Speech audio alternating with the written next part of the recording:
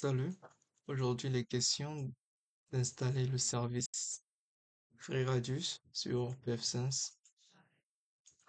Du coup, nous allons commencer. Pour ce faire, nous devons accéder au web configurateur de pfSense. Ensuite, nous devons aller le télécharger parce que par défaut, le service FreeRadius de pfSense n'est pas installé. Donc, du coup, il faut l'installer. Tout ce que vous allez faire, c'est d'aller dans Package Manager.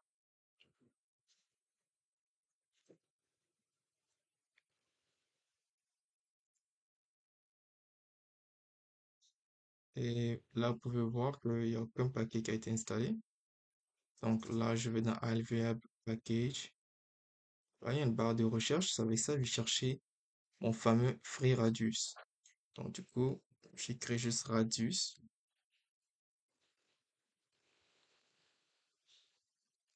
Je lance une recherche. Et là, on peut constater que notre cher FreeRadius est juste là. Il faut juste cliquer sur Install, lancer l'installation, confirmer, patienter.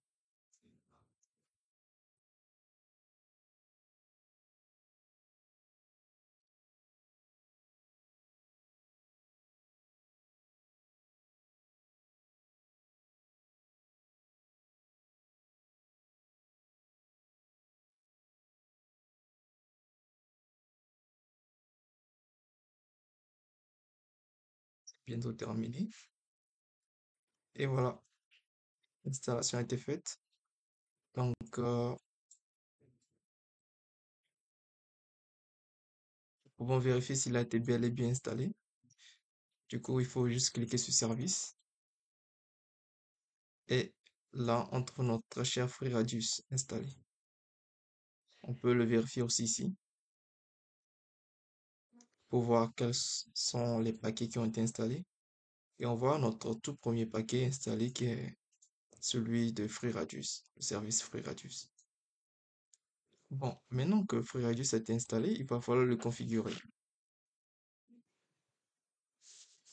Super.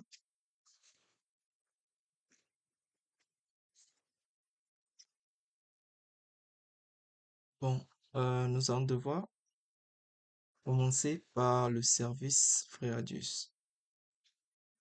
Nous le sélectionnons. Et voilà, nous pouvons constater qu'il y a plusieurs options pour le configurer. Mais nous, les options qui vont nous intéresser sont les options des utilisateurs, des clients et des interfaces. Nous allons commencer par les interfaces.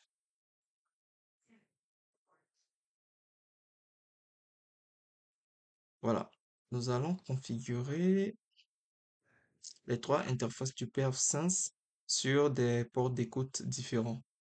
C'est-à-dire le port d'écoute 1812, le port d'écoute 1813 et le port d'écoute 1816. Bon, nous allons commencer par le tout premier. Le petit étoile indique que là, on vient de choisir toutes les interfaces du pfSense, c'est-à-dire cette interface, l'interface WAN, l'interface LAN et l'interface DMZ. Donc, les trois interfaces sont tous représentés par ce petit étoile. Et nous allons associer le port d'écoute 1812, qui est un port d'écoute avec une fonction d'authentification. Il y en a d'autres, mais pour ce port, c'est l'authentification. C'est la norme. Donc ici, on peut mettre authentification.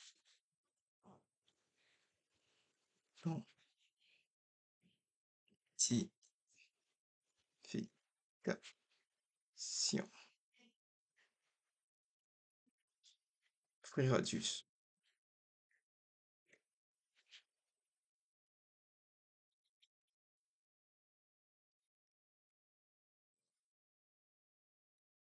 Et là, on le sauvegarde.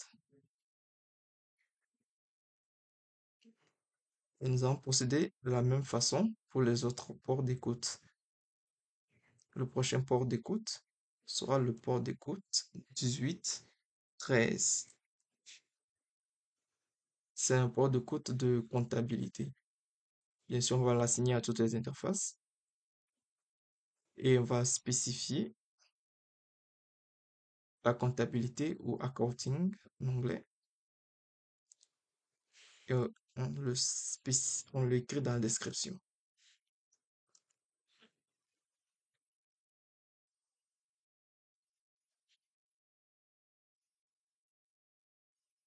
Accounting Free Radius.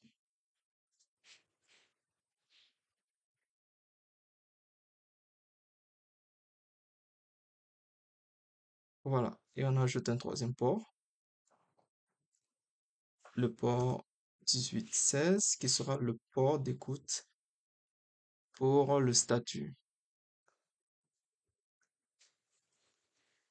Donc, dans la description, on mettra status.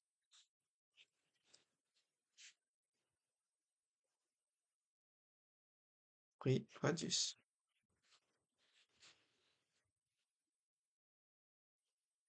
Free Radius.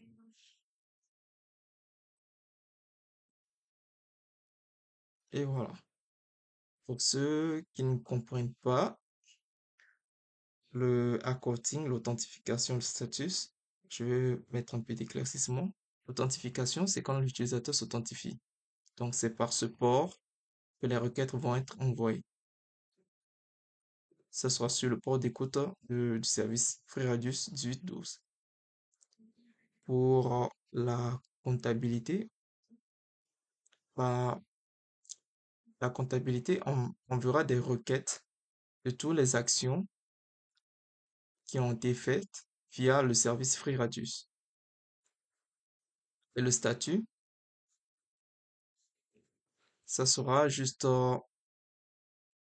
ce sera juste des requêtes sur l'état du FreeRadius. Donc, nous allons continuer en configurant le NAS client. Nous allons en ajouter un. Si nous allons saisir l'adresse IP du PF5, nous allons choisir celui du réseau LAN.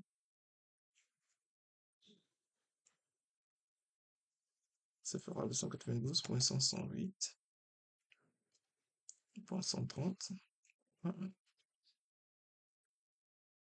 Ici, le client shortname, nous allons mettre le hostname du PF5.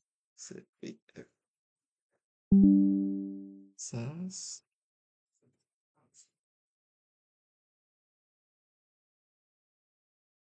Ici, nous allons mettre un mot de passe secret. Donc, n'oubliez pas de respecter la condition, les conditions pour le mot de passe. Bon, moi, je ne vais pas me compliquer la tâche. Je vais mettre un mot de passe très simple. Je vais mettre 1, 2, 4 pour la vidéo. Et ce sera tout bon. Il faut maintenant enregistrer.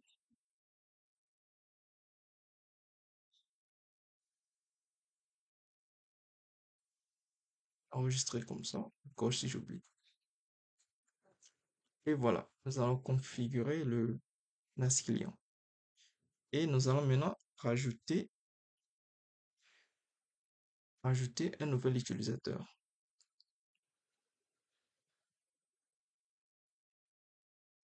Ici, je mettrai comme nouvel utilisateur Bart, par exemple. Mot de passe. Je mettrai 1, 2, 3, 4. Très simple. Pour la vidéo, bien sûr. Et ce sera tout bon. On peut enregistrer.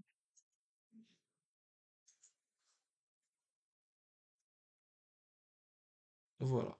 Nous venons d'ajouter un utilisateur FreeRadius. Nous avons configuré le NAS au client et nous avons aussi configuré les interfaces.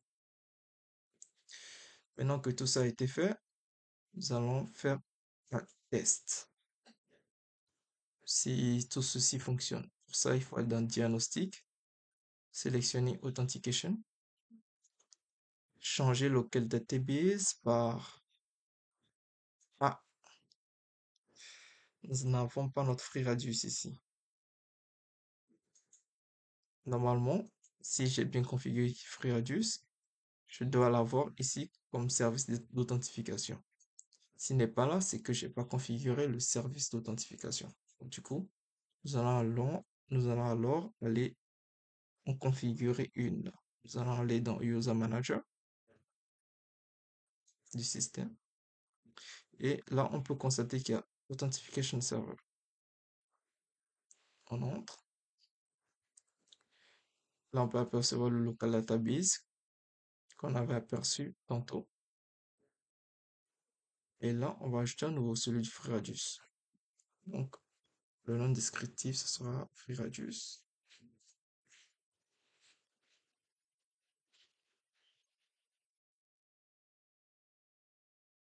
Authentification ou autre, pour abréger. On change le type en radius.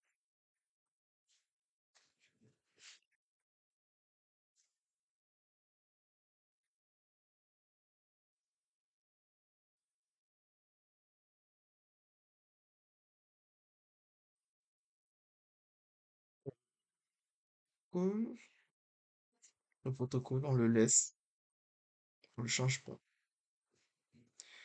Hostname or adresse, IP address, on mettra l'adresse IP du PFSense.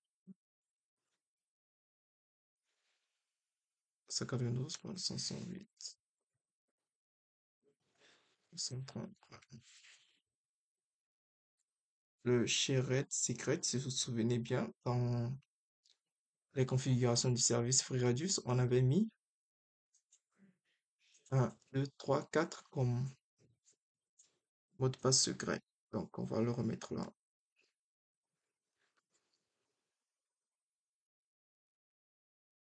Ici, demande quel service il va utiliser. Et on va prendre les deux, Authentication et Accounting, parce que nous avons configuré les interfaces pour ça. Et vous allez remarquer que les ports dont j'avais parlé sont là.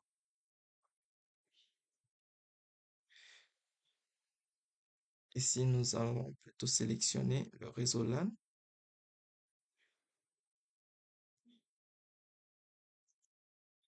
Et nous allons sauvegarder.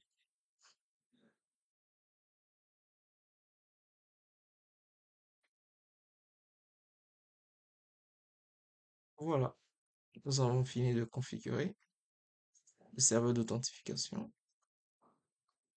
Maintenant, nous allons le tester. Cette fois-ci, vous pouvez constater qu'il est là. Nous allons mettre notre utilisateur BART. Puis le mot de passe.